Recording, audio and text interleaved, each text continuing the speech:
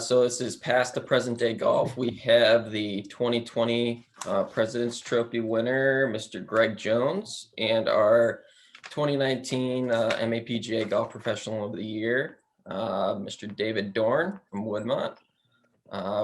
We're basically just going to discuss what golf used to be in 2019 to 2020 and what we should expect in the near future, how we should adapt, and listen to their expertise on what they're doing at their facilities and what they think we all should do in terms of having a successful season and transition to everything going on.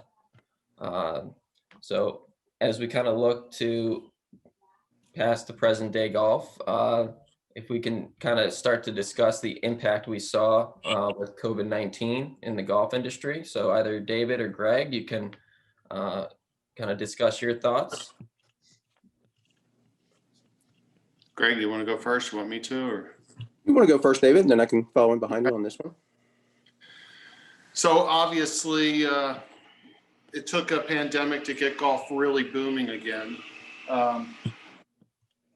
I hope this is not a distraction. If anybody just speak up and let me know. We're doing some construction in here, so I closed my door, but if it's a nuisance, let me know. Mute me. So yeah, with everything going on, there's good and bad. Obviously, there's a lot of bad.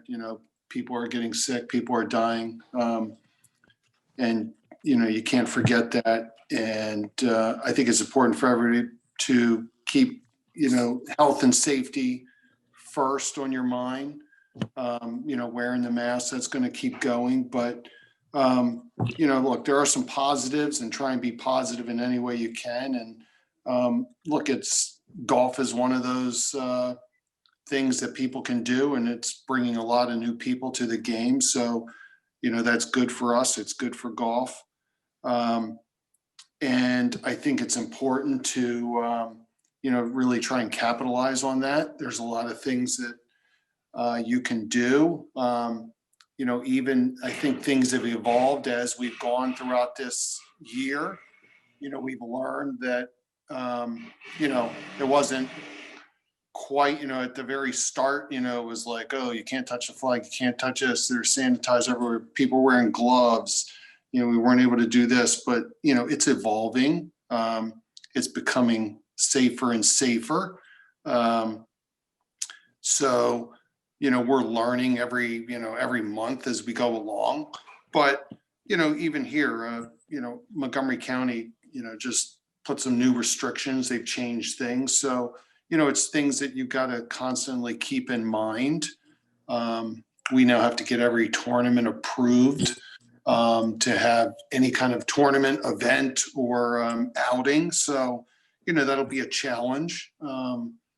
And I think it's important that you keep that stuff in mind and you stay on top of it. But there's people coming out, and that's great.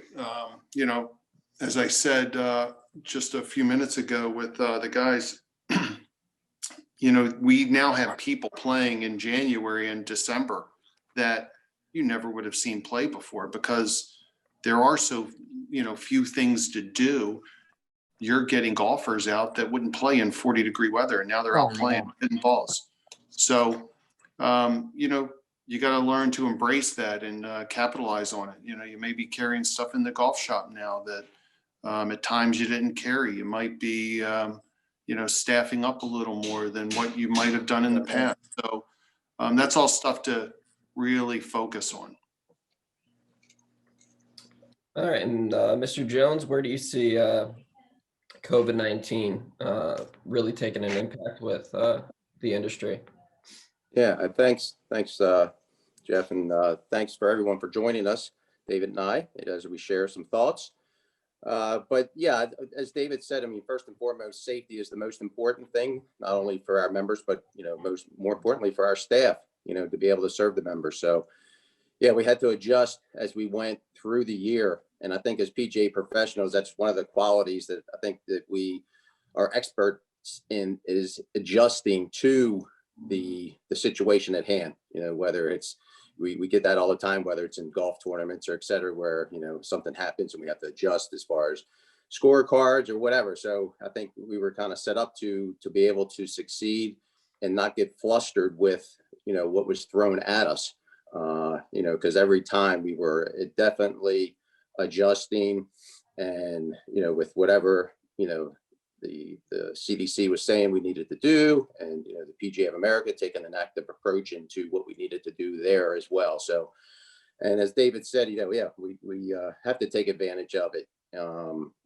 As we saw, from here at Baltimore Country Club, I mean, people that had never played the game before started playing the game, which was great. And so how do we capitalize on that? How do we keep them engaged through the season with player development programs, et cetera? And how do we keep our staff motivated? It was a long season last season. And so how do we keep them to get them recharged again and get them excited? Because the opportunity is there for us, for the PGA of America, to really grow the game, based on what it was years ago to what it can be now. And I think we have to take advantage of that. Excellent.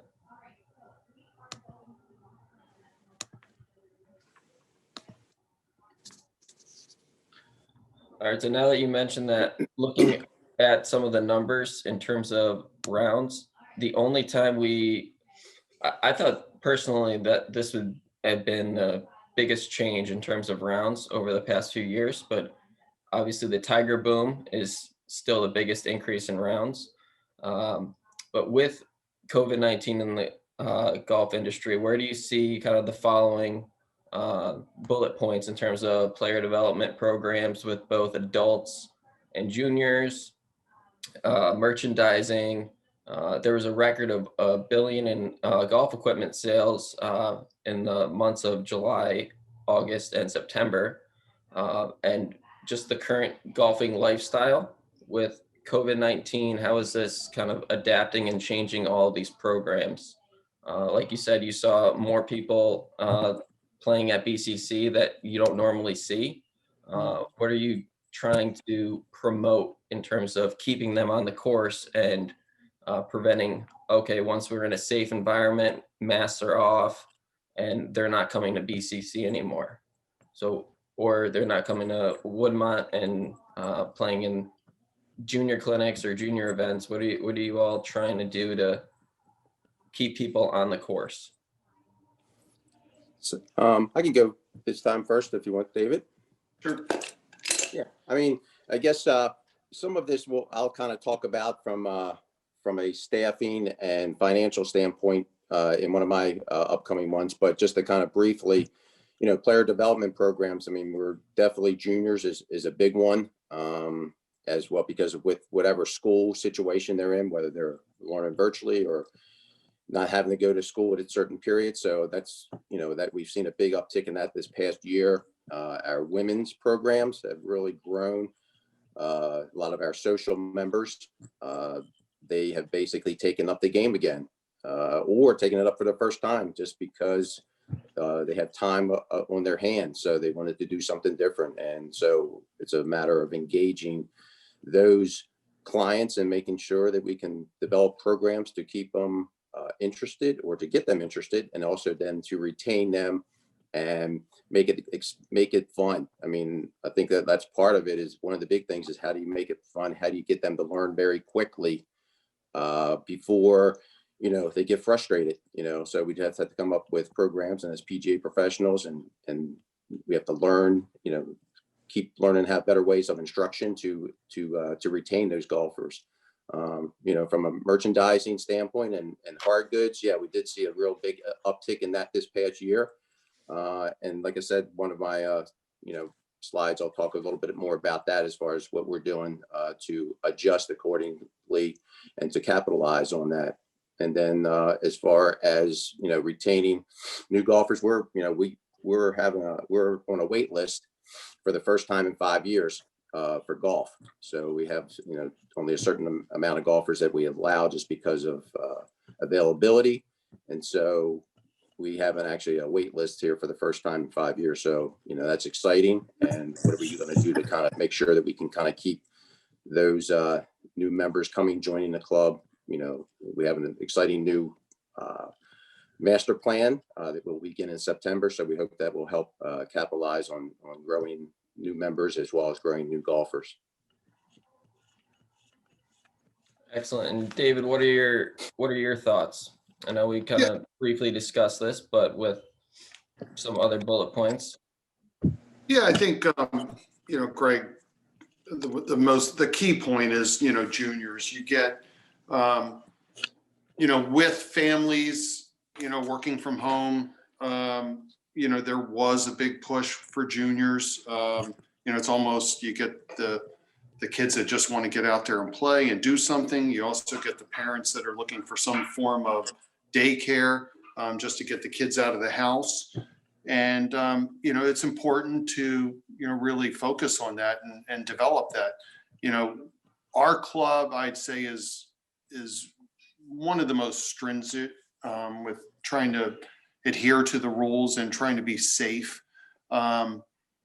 They are very cautious where, you know, we have a little more challenges. You know, we're limiting the number of people in groups and trying to adhere to that. So, you know, that did present some challenges, but, you know, you know, the junior program is still very active. You know, we see a bigger wait list here with new members. We kind of rolled out some new incentives, and, you know, we're up over 40 people on our waiting list right now, just to get in the club. And, you know, that's of interest because, you know, even when this started, you know, we lost some members. There were members that dropped out just, you know, maybe because they lost their jobs or just, you know, for various reasons. So we've definitely let some new members in, and we've got a pretty solid waiting list to get in. One thing Greg did say, you know, it's important that, you know, you keep doing things to improve what you have to offer. So, you know, we're always doing that. Ever since I've come here, it's, you know, what else can we do? What areas of the club can we make better? You know, can we make the golf shop better? How can we grow that? Can we add, you know, what can we add to the practice facilities? You know, how can we make the practice range better? How can we make a better short game area? You know, one of the things we're looking at, you know, we're going to do a south course renovation. We just finished the north course last year. So, you know, down the road, we'll do a south course renovation. Couple things, you know, that I've been trying to push is having a par 3 course and a putting course, things to help grow the junior golf game. So, you know, it's looking forward, looking at things that you can do to improve your facilities, looking at ways you can improve your programs, and also ways to, you know, basically grow the staff. What can they do? How can they get better? Excellent. Excellent. And do you have, I was over when I was playing Woodmont, I didn't pay attention. Do you have family tees like in the fairways and try to promote? Yeah, we do on one Yep. course, and that's also one of the big pushes that we're doing for the south course. You know, they talk about adding tees. We're adding tees to make the course shorter. So, you know, when we do a south course renovation, it's going to have, it could have up to 7 sets of tees, and mainly going forward, you know, making it shorter, making it, you know, so that there's no gender specific tees. It's just, you know, what yardage, you know, do you prefer? Excellent. All right. So, Mr. Dorn, you mentioned, or I kind of gave you preparing for 2021 and what we should expect. If you can kind of discuss further with what you kind of mentioned, and you can take it away. Well, you know, look, I said it before, we're still in a pandemic. You're going to see masks for all of 2021. You know, that's going to be the case all year. Now, is it going to get better? I sure hope so, and I expect it to. But you know, you got to still count on the restrictions to start out the year. I did say before, Montgomery County put some new guidelines mandating that tournaments and events be approved. We still have, some indoor dining restrictions. There's group restrictions. So, you've got to roll with those and figure out the ways to best work with them. And, as far as like the tournaments go, we're going to have to get approval for all of our events, and we're going to have to reach out to the county, and it's going to be, a bit of a challenge. But if we stay ahead of it, I think, it's something that we can deal with. You got to make sure that you have contingencies when planning, all your events and what you're doing throughout the year. So, for instance, having no shotguns, our plan is not to have shotguns for the first half of the season. May that evolve? Maybe, when we get into the fall, we will have shotguns, but we're not sure. But let's have the contingencies. Let's plan on what we can do to, change if change does happen. What we did is we kind of moved our bigger events. Our member guests would be in June normally. So we now put the member guest into a September slot just to push it back, give us more time, give the country more time to, get healthy. So if that's the case, maybe we will have a shotgun, and maybe we can do more for our member guests in September than we could do in June. Those are just, pre-planning things of what you can do to make the best of the year. But you can do big events with tee times. And we found that last fall, we started doing some outings. And when we did these outings, we did them all tee times. And, it was new for the companies and the foundations that were coming out here, but they had great events and it worked out really well. So, you can do some great things with tee times, and you can get just as many people out there. It does have its challenges, but you can capitalize on them. The other thing is, I said before, give members that escape, golf, kids activities, things to do with their spouse or things to do with their family in a safe place. Plan things that, other things that can get the families out there. And then another key aspect is, with all the restrictions, one of the biggest restrictions, and you see it across the country, is like with food and beverage. It's the indoor dining. You see everything's to go now. So do what you can to help your F&B department with to go. Maybe it's to go on the golf course. Maybe you have, you let members call, the shop phone to put orders in, and you help put the orders in so that you can take to go, or you can take, beers or whatever to the groups out on the course. That'll go a long way towards, one, building back the F&B, but two, it brings that, the members are going to really appreciate that you're making that extra effort to, make things better for them and give them a better experience on the golf course. So keep things like that in mind. When you have outings or tournaments, or even if it's just a weekend, set up some food stations on the golf course. Have it on a tee box, whether it be, the 10th tee, or maybe it's, out on the 5th tee or the 15th hole. Find a spot that, work with your F&B department and try and set up something where maybe they can have some food and beverage out there on the course, and just provide a better service to the members. And again, just pushing new golfer initiatives. How do you get, whether it's with all the new people that are coming into it, have some clinics set up, have ways to, give some instruction and get these newer golfers into the game and make them better quicker. Excellent. Thank you. And for everybody watching, if you have any questions, please feel free to throw it in the chat box, and then I'll ask them to either Greg or David. So Mr. Jones, you sent this over in terms of staffing and financial concerns. If you can elaborate on that organizational chart, and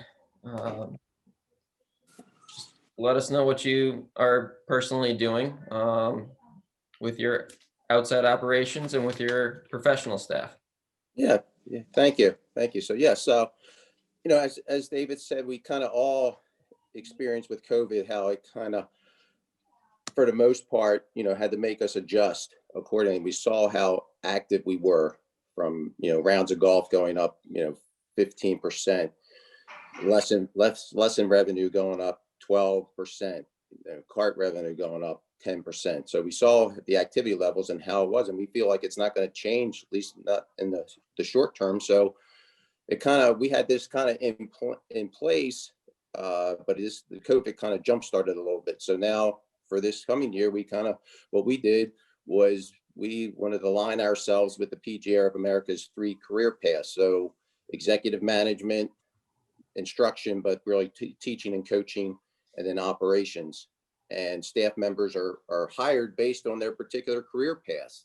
So if you know that you want to be instruction, well then, you know, we're going to put those staff members in place, you know, for them to help their career paths, and, you know, help them mold that, learn from that, and hopefully then advance them to what ultimately they want to do. If staff members want to be more in operations, so then what we're going to do is we're going to hire accordingly. And what we're going to do is create a roadmap for them so that we can then rotate them around them, give them experience as well as for men's programming, women's programming, you know, golf house operations, daily operations, merchandising. So we're going to put together a roadmap for them, and they'll be with us for 3 or 4 years. And then we'll kind of move them into their next role as far as where they may help them to go to another facility to help them ultimately get to their career path. So, you know, it's kind of it's out there. It's a little different, but we feel like it's going to be more advantageous for them. The members are going to take, sorry about the dog barking in the background, but we're going to take advantage of that and really help to, as PGA professionals, it's our job to make sure that we mold these young men and women to help them attain their career goals. And then that's ultimately going to help them, you know, be better professionals and be better prepared. You know, we kind of used the example with one person was that if, you know, you're sitting in front of a, you know, interview committee, you know, for a golf, for, you know, a head professional job, you know, and they ask you about, you know, okay, well, tell me about your women's program, and all you've done all your career is mainly men's or juniors, and you want to become a head golf professional, that's going to be a little bit challenging, you know, to answer that question. Whereas if you've been in that role, you've worked with the women's program, you work with the men's program, and you can speak intelligently with your experience, then it's going to help you for your next job. So we think that this is the future. The PGA thinks it's the future, and you know, if we get someone that's really wants to get into the general managership, well, then we'll keep that person on. You let them go through the golf operations, do instructions, but then ultimately move him into or her into a position where they can, you know, shadow our general manager and get into that programming. So this is kind of in the infant stages, but we're kind of, you know, starting it, and it's going to kind of lead to, better opportunities for our professionals going forward. And how closely do you look at a PGA associate on your staff in terms of where they stand with their current book work? If they're you know, stuck on level 2, or you know, they haven't transitioned to the level that they hoped for. Obviously, I'm not assuming you're going to micromanage and just keep really or hard tabs on them on where they stand in terms of getting their membership, but how closely do you kind of look in that without, you know, just saying you got to reach a certain level at this certain date, or just being on them 24/7? Yeah, I mean, we don't micromanage. I mean, we hopefully that they take responsibility and want to get to you know, getting their PGA membership. So, you know, we have yearly reviews with our staff. So we go over that. We set goals for them. It's their responsibility to set some goals as well. So, you know, our head golf professional will, you know, get with each of them to submit what they want to accomplish over the winter time. And then he'll be kind of checking up on them throughout the winter time just to see how they're going with their goals, whether it's with the, with the PGA program or with just whatever the responsibilities are going to be for the upcoming season. So, we don't want to micromanage, but at the same time, we want to hold them accountable and make sure that they're on the track, and we want to be there for them as well. So whatever we can do to help them, obtain their memberships. And, we do some during the winter times, we're doing some educational opportunities where we're reaching out to other experts in the field and setting up some Zoom calls. But it's the responsibilities of the staff members to, based on who we're speaking with, whether it's tournament management, that we put together some questions for that person so that, they can learn from what those experts have learned over their careers. So that's one of the things that we're doing over the winter time to keep our staff members engaged. Excellent. All right, now, Mr. Dorn, you wanted to discuss some tournament and club events and how you're adapting as well, and what you did over at Woodmont. I do remember watching the U.S. Women's Amateur pretty much from morning to night when it was taking place over at Woodmont and when it was on TV. But if you can kind of discuss a little bit more about what you wanted to tell everyone. Sure. First of all, having the Women's Am was a great experience. I'd encourage anybody that ever wants to host a bigger, better, major type of championship to do so. It was a great, rewarding experience, not just for my staff, myself, but the members too. You're always going to have members that are, in favor of doing something like that. And you're going to have some that don't want to do something like that. But I think in the end, they all saw what a great experience it was.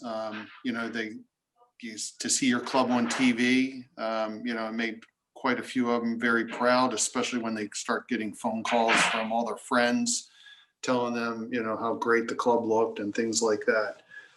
But it also pulled everybody together. It was, like any event that you do, whether big or small, when you can get all the staff to come together and, really perform under the gun, it just makes you a better staff. So, it's important to do those things. And, I encourage everybody, not just from that standpoint, but just, host events. If the section calls and, needs assistance, do your best to help them out. We've always tried to do that here.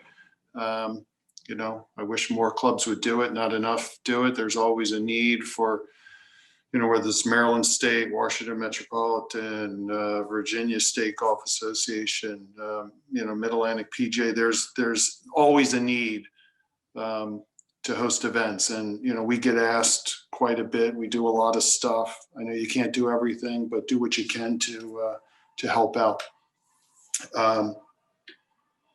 As far as, just the run of the mill everyday tournament that, you've got ladies days, you've got Niners, you've got, your men's group, and then you've got your club championships and things like that.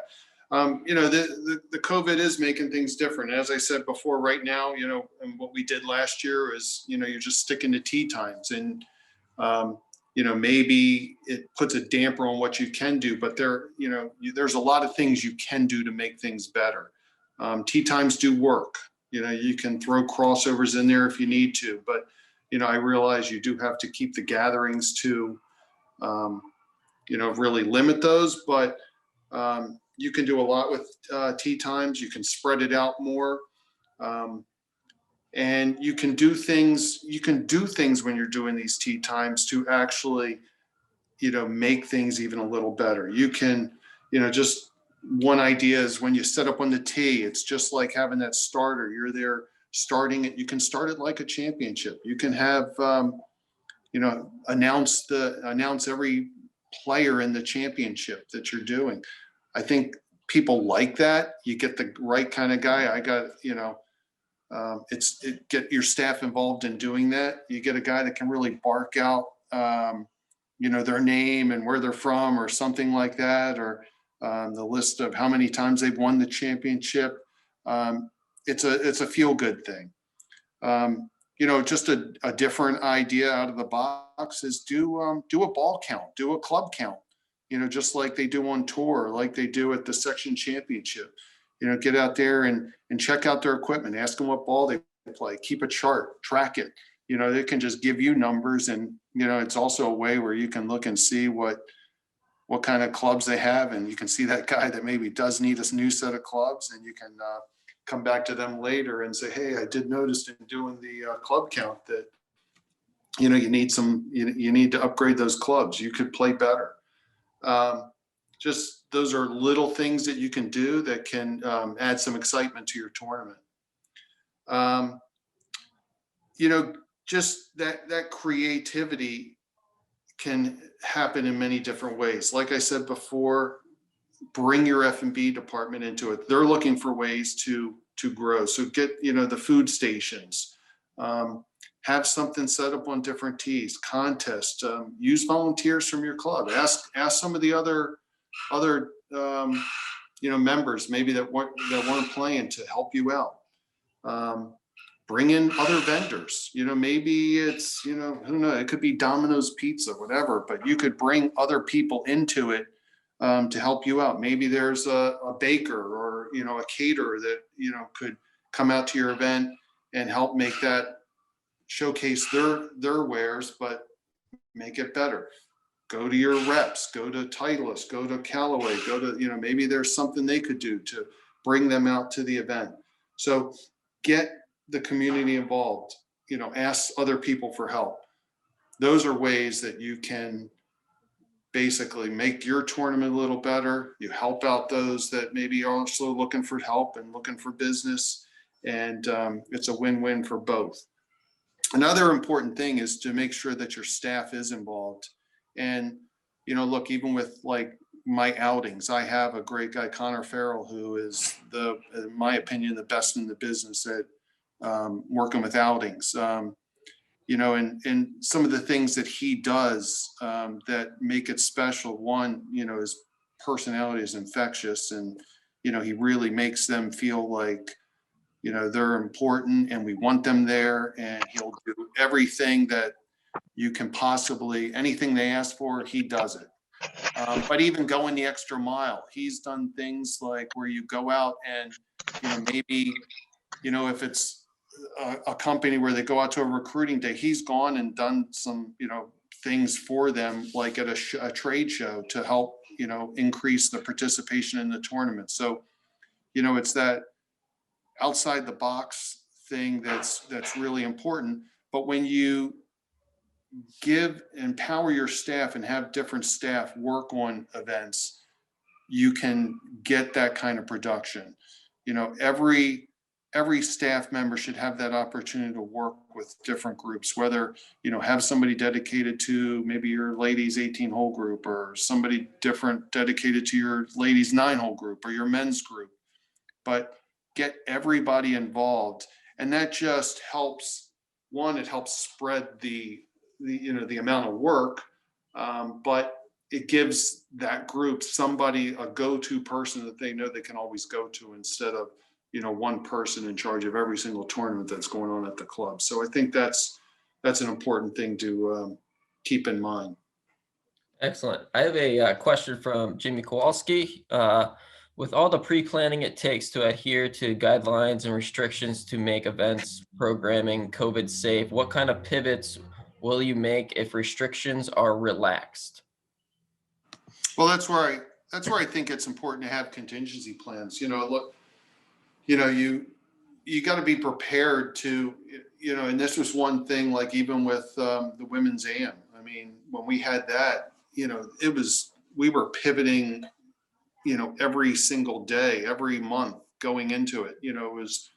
We canceled things, we added other things, we changed the way we did, the testing things changes, even up until the week of the tournament.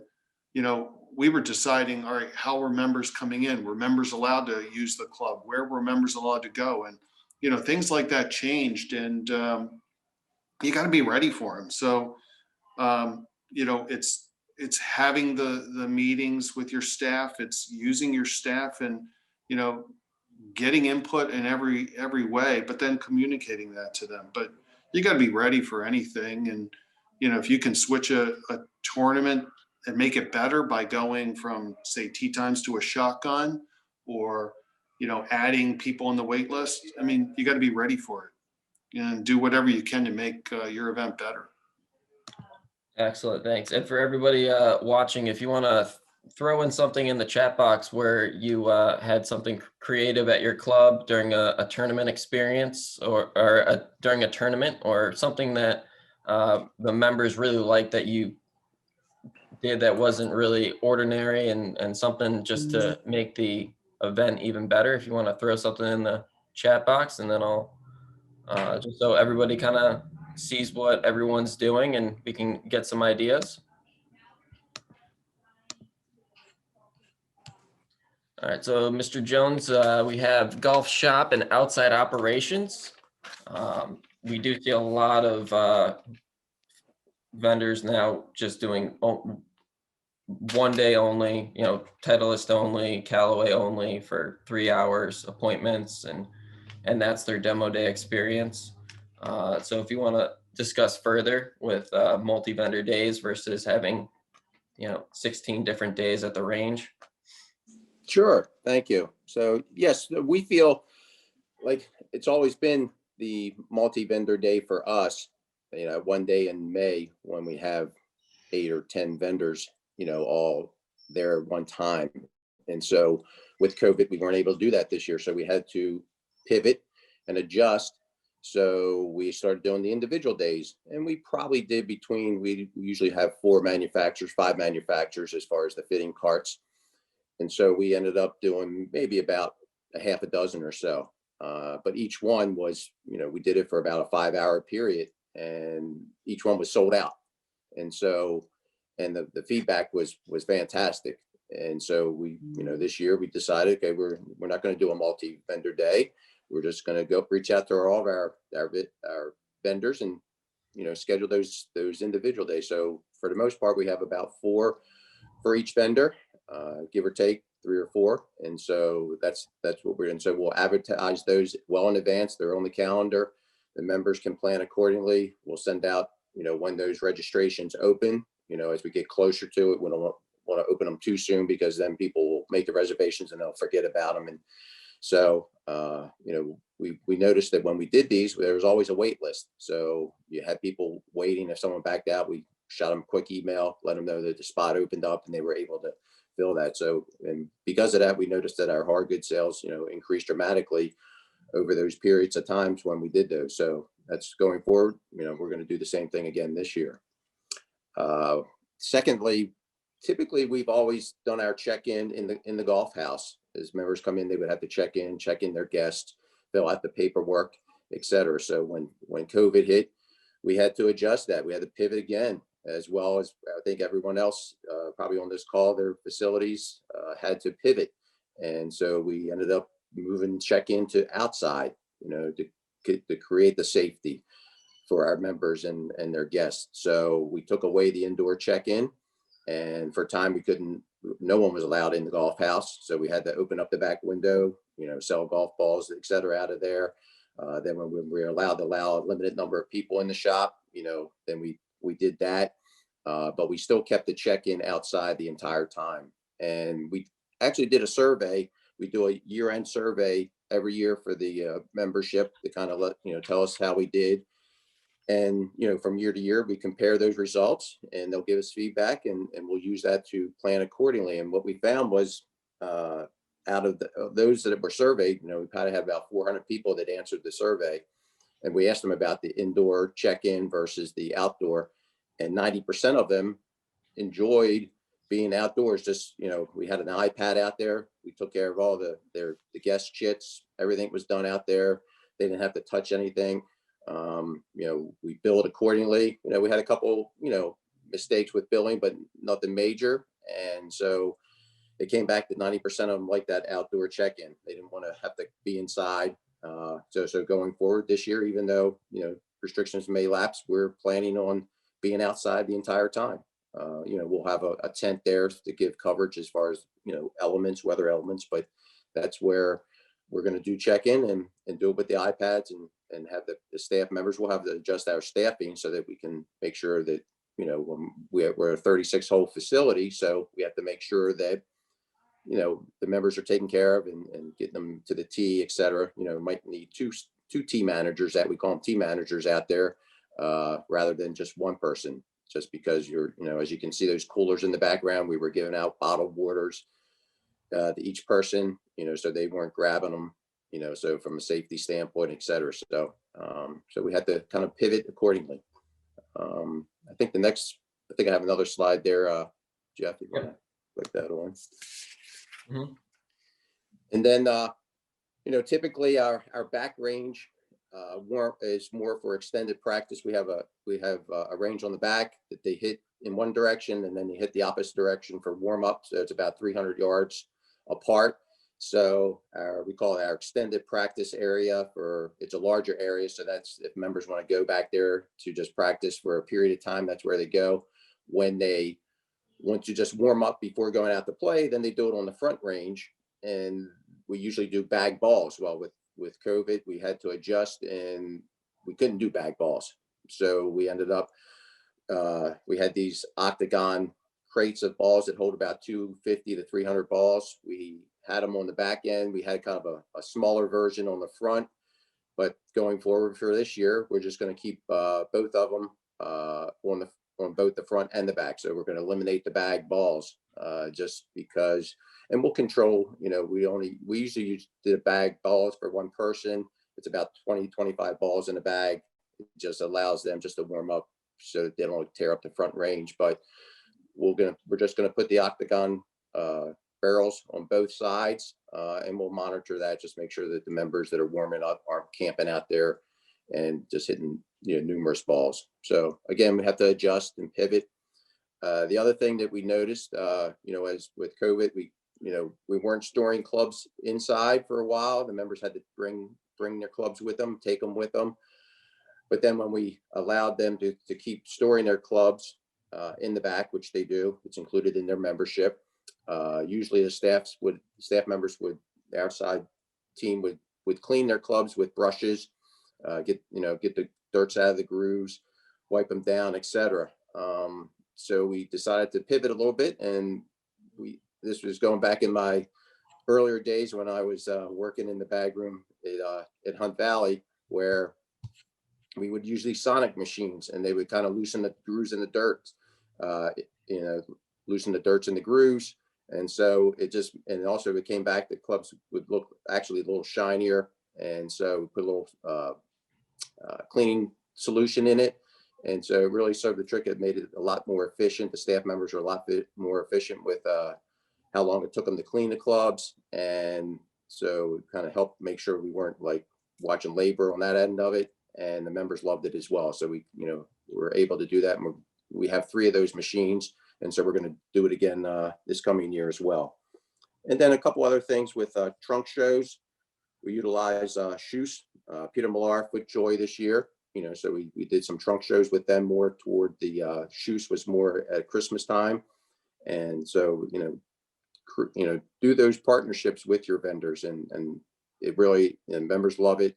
You get the personalized attention. Again, we had to make sure everyone was safe, mask wearing, et cetera, but use that as an opportunity to help your vendors, but also, so show your, I should say, help your vendors, but also show your members that you care about them and keep them up to date with the latest and greatest styles, et cetera. And of course, Golf Genius, everyone's, for the most part, have signed up for Golf Genius. If you haven't, look into it. We're doing it to help us with we do it for our tournament management, but we're also doing it for our special orders. We probably do 40% of our merchandise sales are through special orders. So it's a big number. So make sure you, can have good systems in place. And it looks like Golf Genius has allowed those systems to be more automated. So you can, have the answers to when an item is in, how long it's going to take to get there. So you can give the members some good, solid answers when they ask, how long it's going to take for their item to come in. Excellent. I wasn't aware of that side of Golf Genius. Uh, that's awesome. All right, David, if you want to kind of give us your thoughts on new educational opportunities. Sure. I don't know that a lot of this is new, but maybe some different ideas. Um, you know, they always say, you got to be, great at everything as a golf pro. There's so many different things that we do, whether it's merchandising, teaching, tournament management.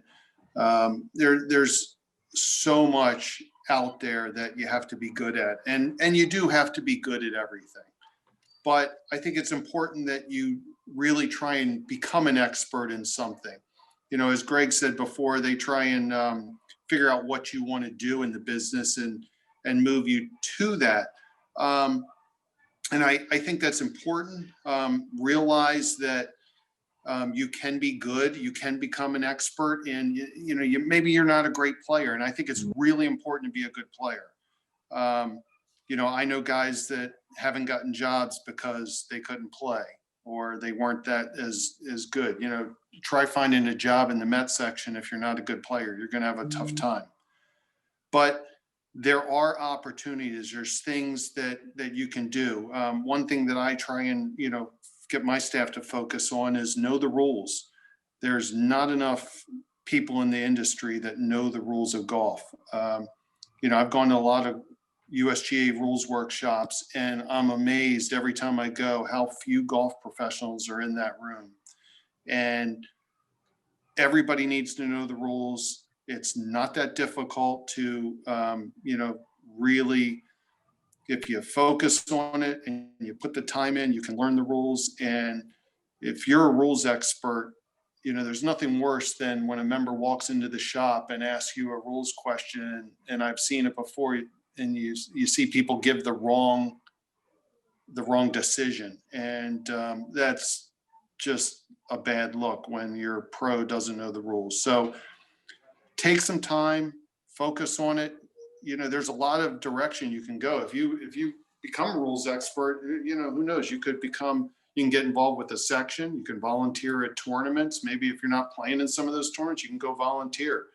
And if you get really good, who knows, you could be on the PGA rules committee and go do some great things that way.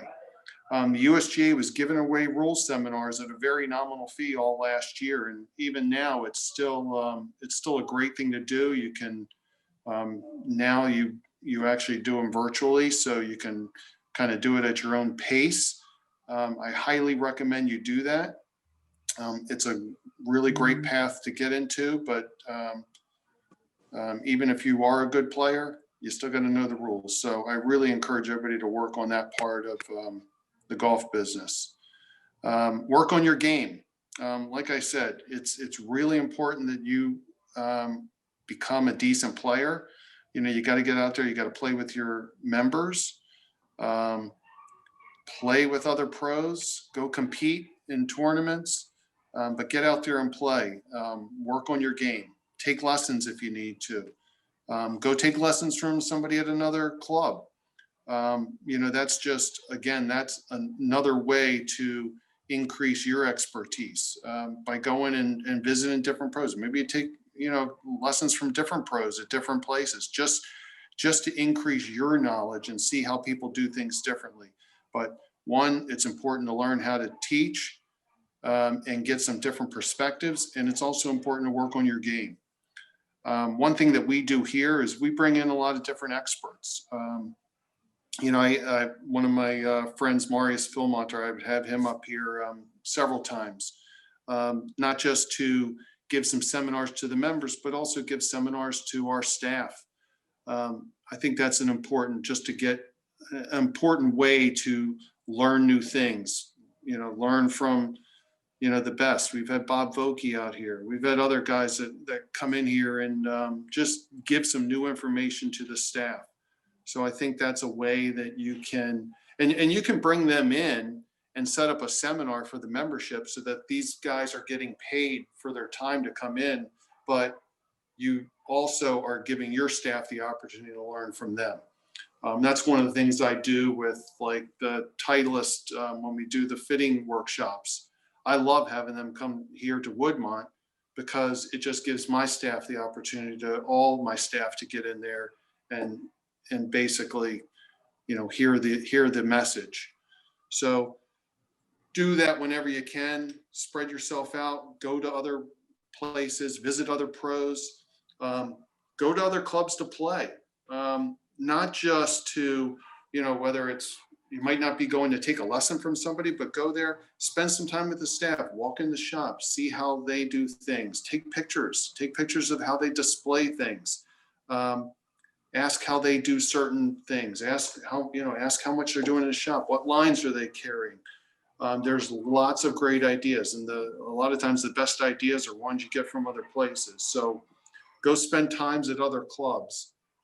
Go visit. Take that opportunity to learn. Go to a tour event. Go to a USGA championship. Watch other players. Watch how they play and practice. I love going to the Masters every year, and not just, I like sitting on the range and watching the guys hit. Watch how they practice. Watch how they go about their game. You see some things. You will learn a great deal from that.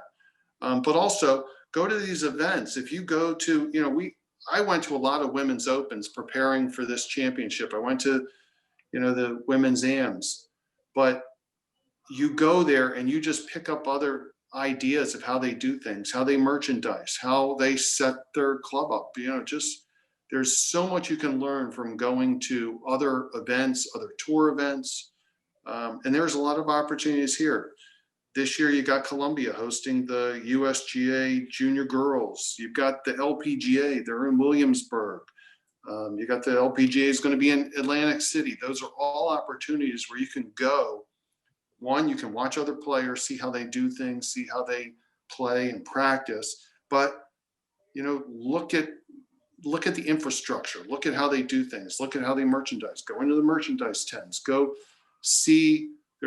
There's so much you can learn from just exploring other opportunities there. These are all ways that you can just make yourself better. When possible, visit your vendors. We try and take, we weren't able to do it this year, but, I've been taking my staff to go to Titleist to visit the ball plant, and you go to the headquarters. There's different places you go. One, you're getting to learn what they do there. Two, you're building a relationship with your vendor. And there's opportunities. You can go to California, you can visit TPI, you can visit TaylorMade, Callaway, Ping. They all do these things, and they'll all embrace you if you reach out to them and go. If you're able to do that, you can learn a great deal from them. And like I said, it builds those relationships. So take that opportunity to do that. And then the last thing I would say is, this is more of an old school thing, but if you can, get the book. It's a Dale Carnegie book, How to Win Friends and Influence People. It's the best book I've ever read. It is a home run to help you succeed in the golf business. If you read that book and practice what it says in there, there's no doubt you'll be successful in the golf business. No doubt. Excellent, thank you. And Mr. Jones, some industry trends you find that are kind of picking up. I noticed you have these over at BCC, the following carts. I don't know the exact name of those, but I thought those were really interesting when I was over at BCC this year. Yeah, so that was one of the things. In fact, I was speaking before we brought those in. I called David, and because he brought them in before we did, and I just wanted to get his feedback on it. So, it kind of goes to the point of, use your fellow golf professionals to reach out and get their perspective on certain things in the industry. And that was one of the things that, we had looked at. We brought 4 of them in this year. The biggest thing was, they're very popular. but as David will tell you, it's all about educating the members of how to use them, because it is a little bit of a challenge. You got to kind of educate them, but because otherwise they could end up in a bunker upside down, or they could end up in a pond. So you got to, it's a $5,000 investment per unit, or unless you lease it. So, you have to be cognizant of that. And so, that's the advice I give to anybody, that look at those things. It's exciting that a lot of the younger members like it. They become very popular. But at the same time, you got to make sure you educate the membership on how to use those things each time they take them out, because otherwise, they could do some damage to it, bang them up, that type of thing. So, but they've been very popular with us.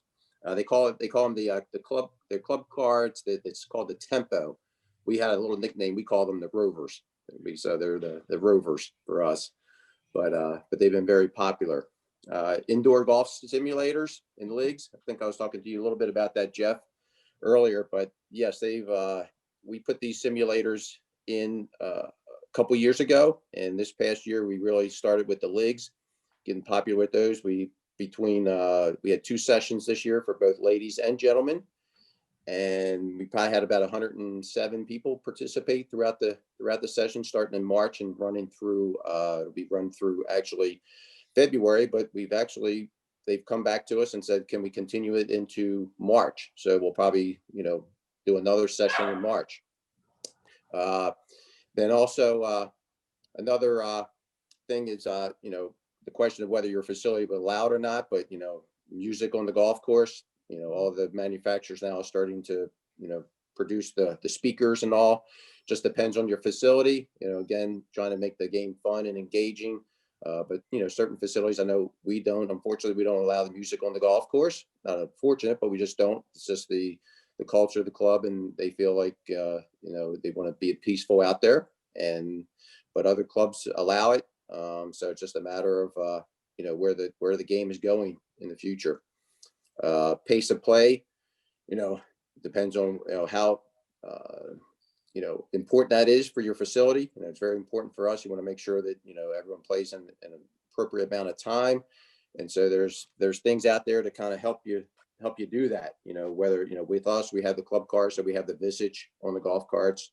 You can have the tag marshals, which basically will put on your bag. So if you have a lot of walkers, that could help as well. With the technology, that's out there, utilize it, do your research, call your fellow professionals that have used it and get their feedback before you make that investment.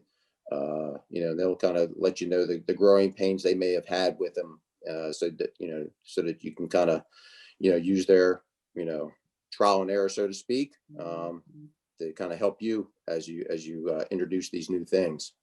I think the next we talked about was microsites, for clubs. A lot of the vendors are now starting to set up the microsites as far as you bringing apparel in, but then also giving you the ability to for them to be able to put those your logo on the brands. You might not be able to bring everything in, but then you can have that microsite available so that the members can go on and see something that you might not have had the opportunity to bring in, just because you can only buy so much, and they can shop and put the logo on it. So you can kind of look at those vendors that can offer that and utilize that. Consistent communication is important. We found out this year, as far as all the things we had to do or pivot, and we had to let the members know what was going on. And the biggest thing is, and if we can communicate on a consistent basis, they're going to be in the know. They're going to know what's going on, what to expect, whether it's emails, texting, videos.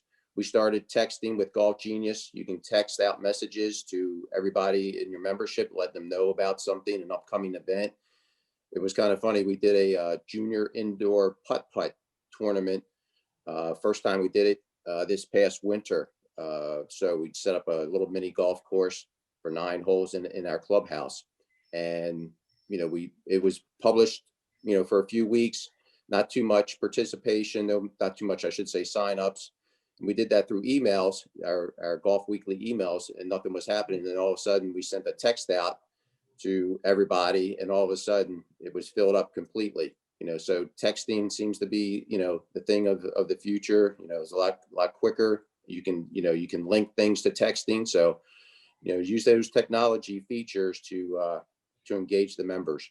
And then also the videos, we would do these golf weekly emails, and we would throw a 25-second video up there of what we wanted to talk about, whether it was fitness, or whatever it was, instruction, etc. So utilize those avenues for communication, and then also look at with the game growing, you want it to make it inviting.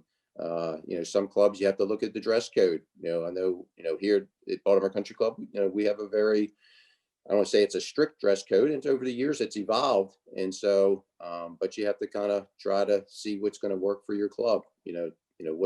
Kind of what works at your club and what doesn't work. But at least if you're addressing it and making sure that the members are aware of it, and try to make it as engaging as possible and welcoming, so that people don't feel like they're doing something wrong. And again, it goes back to the communication and letting them know. Excellent. Thank you.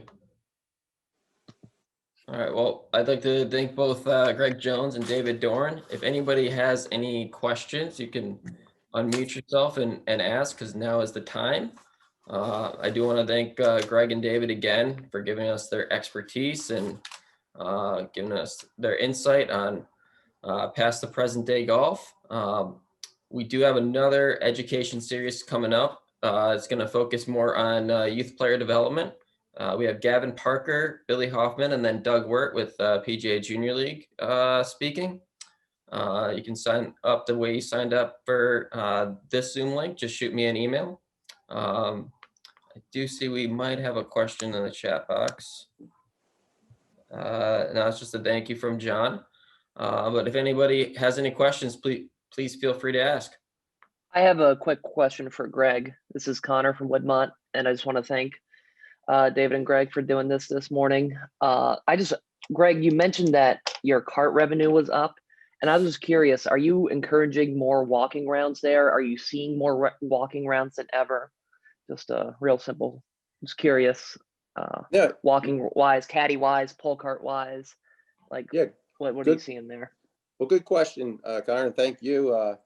Thanks for listening, taking the time out of your schedule to be with us. I would say that with us, we went from typically 36,000 rounds for both of our golf courses up to, we'll probably end up with 43,000. Our fiscal years from March through February. So we'll be at 43,000 rounds for the year. So it was a big uptick. So that's part of the reason why our golf rounds were up, because of that. Or I should say our cart revenue was up because of that. But when I first came to Baltimore Country Club, we were, for the most part, 70% carts to 30% walking. Now we're on probably like maybe 60-40, 55-45. So we're a younger club. Our average age now is 49 versus when I first came, it was probably 59 or 55. So it's a lot younger, a lot more people walking. We do have a caddy program. And so we're part of the Western Golf Association. If you don't know about that, it's a great way for our young youth, young men and women to possibly go to college. So feel free to reach out to me. I'd be happy to speak on that to you. But yeah, we're seeing a lot more people walking, carrying their clubs, taking caddies, using the rovers. So yeah, it's kind of seems like the trend. Thank you very much. Mm-hmm. Yeah, and Connor knows this, but like from our standpoint, we were always a club that was probably 90% riding and 10% walking. And this past year, we were more in the 60-40 range. So our golf car revenue actually went down a little bit, even though our rounds went up, just because we had so much walking. But we're anticipating the same this year, and we just plan for it. Yeah. Excellent. Anybody else have any more questions before we close this out for Greg or David? Anyone? Bueller? All right. Well, thank you very much, gentlemen, for coming. Christine, thank you for setting this up. I'll probably see you in the next seminar starting at 1 o'clock with Mark Russo. But thank you all for attending. Don't forget to, if you haven't already, put your PJ number and your name in the chat box if you want to get an MSR credit.